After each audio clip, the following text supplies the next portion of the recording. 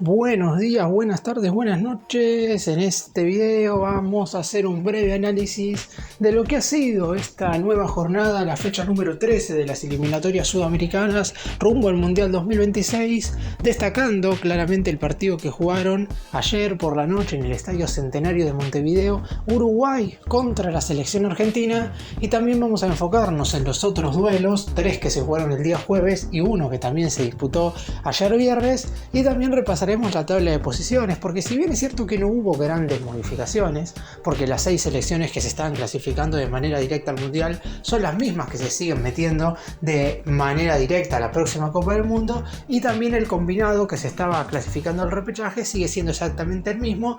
La realidad es que hay algunos resultados que no digo que llamen la atención, pero por lo menos darán mucho que hablar con vistas a lo que será el futuro de estas eliminatorias. El próximo martes se cerrará esta fecha FIFA y después habrá que esperar hasta el mes de junio para los siguientes partidos correspondientes al proceso clasificatorio rumbo al Mundial 2026. El próximo martes inclusive podríamos tener a la primera selección clasificada por parte de la Conmebol al Mundial, teniendo en cuenta que ya hay 4 países clasificados, los 3 anfitriones, Canadá, México y Estados Unidos, y el primero que lo hizo por mérito deportivo, que fue Japón en las eliminatorias asiáticas.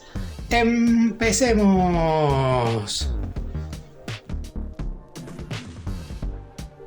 Vamos a comenzar hablando del compromiso que disputaron la albiceleste y los charrúas ayer por la noche, un encuentro en el cual en los primeros 45 minutos hubo una paridad básicamente total, e inclusive para el espectador neutral fue totalmente aburrido. Prácticamente durante esa etapa inicial no hubo ninguna llegada por ninguna de las dos selecciones, las dos parecían conformes con el empate, pero se sabía que en el segundo tiempo a lo mejor el partido se abría un poco. Es cierto que por la posición que ocupan los dos países en la tabla de posiciones de las eliminatorias, no era necesario que vayan a buscar como loco el triunfo. No había tanta desesperación como si lo había en otros partidos y con otras selecciones que sí o sí necesitan ganar para no quedarse afuera del próximo mundial.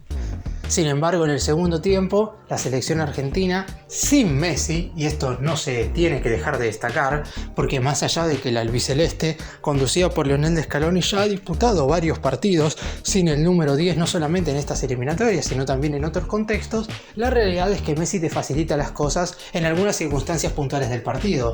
En esta ocasión, sin el capitán, y con un equipo que estuvo muy bien parado defensivamente, sobre todo desde la seguridad del Dibu Martínez, y también en la parte superior, en base a lo que fue el gran partido de Julián Álvarez, pudo en ese segundo tiempo llevarse un triunfo prácticamente sin atenuantes. Inclusive se podría decir que el marcador terminó quedando corto. La figura de Uruguay fue el guardameta, Sergio Rochet, que terminó tapando 3 pelotas verdaderamente muy claras. Por el lado del elenco charrúa no hubo ninguna situación verdaderamente oportuna como para convertir, ni en la primera ni tampoco en esa segunda mitad.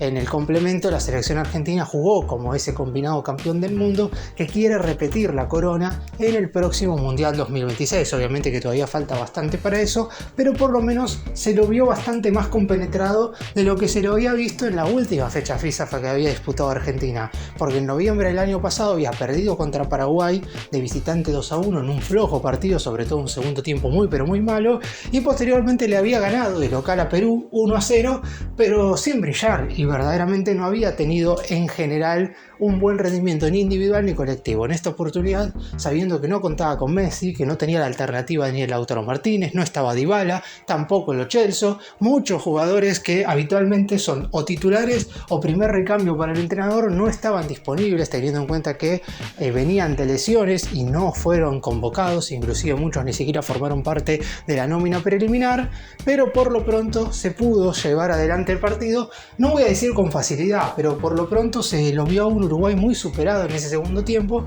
con sus principales figuras no teniendo el nivel esperado. En la zona defensiva ni Araujo ni Jiménez dieron esa solvencia que habían mostrado en otras oportunidades. En la mitad de la cancha Valverde estuvo muy lejos de ser ese todocampista que juega en todas las posiciones en el Real Madrid, y en la delantera Darwin Núñez, que si bien su actualidad en el Liverpool no es la mejor, en Uruguay siempre ha estado en un rendimiento más que positivo. Obviamente que esta derrota a Uruguay no le presenta ningún problema a la hora de clasificar a la Copa del Mundo, pero era una oportunidad única como para demostrar que mínimamente lo que sucedió la última vez que se habían enfrentado Argentina-Uruguay, que había sido en La Bombonera con triunfo para los charrúas por 2-0, no había sido casualidad. Y si bien uno no puede creer que fue casualidad, porque en ese entonces Uruguay jugó un gran partido, en esta oportunidad sucedió absolutamente todo lo contrario, y si Argentina hubiera estado más fino en ataque, seguramente se hubiera llevado un resultado bastante mayor que este 1-0. Y vamos ahora a hacer un breve resumen de lo que fueron los otros partidos que se disputaron en esta fecha número 13 de las eliminatorias sudamericanas. Empezamos con los duelos que se jugaron el martes. Paraguay se impuso 1-0 a Chile con una actuación bastante sólida de los dirigidos por Gustavo Alfaro, que desde que asumió como entrenador en septiembre del año pasado no conoce la derrota. 7 duelos consecutivos sin caer lleva el combinado guaraní, que en un momento estaba totalmente afuera del próximo mundial y ahora básicamente necesita un par de resultados positivos como para jugar la Copa del Mundo. Todo lo contrario para un Chile que volvió a perder, que la realidad es que está último y claramente en la 10ª colocación de la tabla de posiciones de las eliminatorias, y volvió a jugar, sobre todo en el segundo tiempo, un flojísimo partido sin respuestas desde el punto de vista de los jugadores ni tampoco desde el punto de vista del técnico. Ricardo Gareca, que en su momento supo llevar a Perú al Mundial de Rusia 2018, esa vez está muy lejos de poder hacer lo mismo con Chile, que todo parecería indicar que no va a formar parte de la Copa del Mundo del año que viene. Pasamos a uno de los compromisos más esperados junto con el Uruguay y Argentina, el Brasil vs Colombia, que se disputó en el estadio Mané Garrincha de la ciudad de Brasilia. Era el otro cotejo atrayente que tenía esta primera parte de la fecha FIFA de las eliminatorias sudamericanas. Y Brasil, como suele suceder casi siempre en condición de local ante el equipo cafetero, logró sobreponerse en esta oportunidad. A los 6 minutos ya abría el marcador con un tanto de Rafinha de penal tras una falta de Muñoz sobre Vinicius. Sobre el final del primer tiempo, una pérdida bastante absurda de Joelinton en la salida, recuperación y pase extraordinario de James Rodríguez para Luis Díaz ponía el 1-1, y cuando parecía que todo terminaba ahí, porque la realidad es que en el segundo tiempo, no digo que Colombia haya sido mejor que Brasil, pero los locales no apuntaban a marcar el segundo tanto hasta que apareció Vinicius Jr., que hasta este momento se puede decir que casi nunca había aparecido con la canariña. En esta oportunidad frotó la lámpara como le hacen al Real Madrid y marcó el 2-1 definitivo.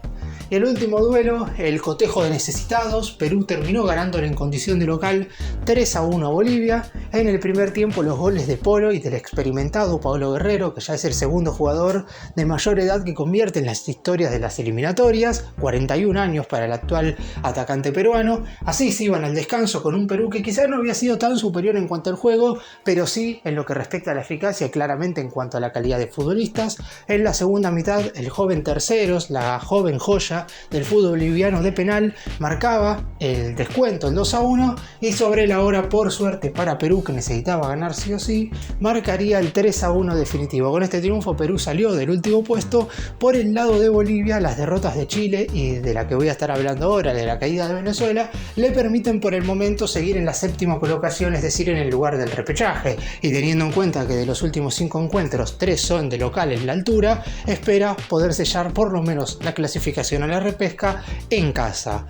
Y ayer, un rato antes de que se jugara el Uruguay-Argentina, Ecuador, en condición de local con 2 tantos de Ener Valencia, derrotó a la selección de Venezuela. Ecuador, que sin lugar a dudas es la segunda mejor selección de estas eliminatorias. El equipo ecuatoriano, dirigido por Sebastián Becasese, está haciendo un proceso muy pero muy positivo y sin lugar a dudas va a clasificar al Mundial con bastante tiempo de antelación. Todo lo contrario para el equipo conducido por otro entrenador argentino, para Sergio Batista. El Bocha no pudo hacer que Venezuela tuviera el mismo rendimiento en eliminatorias de lo que hizo en la Copa América, donde quedó eliminado en cuartos de final por penales pero sin perder ningún partido, y hoy la clasificación de Venezuela pende de un hilo. Es cierto que está a tan solo un punto del repechaje, pero en un principio se hablaba de la chance de que Venezuela podía clasificar directo al Mundial. Eso quedó verdaderamente lejísimos, con un pobre rendimiento en los últimos cotejos. Y hacemos un repaso ahora de lo que es la tabla de posiciones de las eliminatorias sudamericanas rumbo al Mundial 2026. no hubo muchos cambios en relación a lo que había sido la última tabla de posiciones luego de que se disputara la jornada número 12. Ahora, luego de la fecha 13, básicamente todo sigue igual en relación a que los 6 equipos que se están clasificando de manera directa son los mismos, e igualmente iba a ser los mismos porque había 4 unidades entre el que estaba sexto y el que estaba séptimo, pero en esta oportunidad hay 6 puntos, es decir, una vez que finalice la fecha número 14 el próximo martes, los clasificados de manera directa van a seguir siendo exactamente los mismos. La misma situación sucede con quien está en la repesca. Es cierto que esto podía llegar a cambiar si es que Venezuela empataba o ganaba su partido. Esto no sucedió, por lo que Bolivia sigue en ese lugar y los 3 eliminados siguen siendo exactamente los mismos.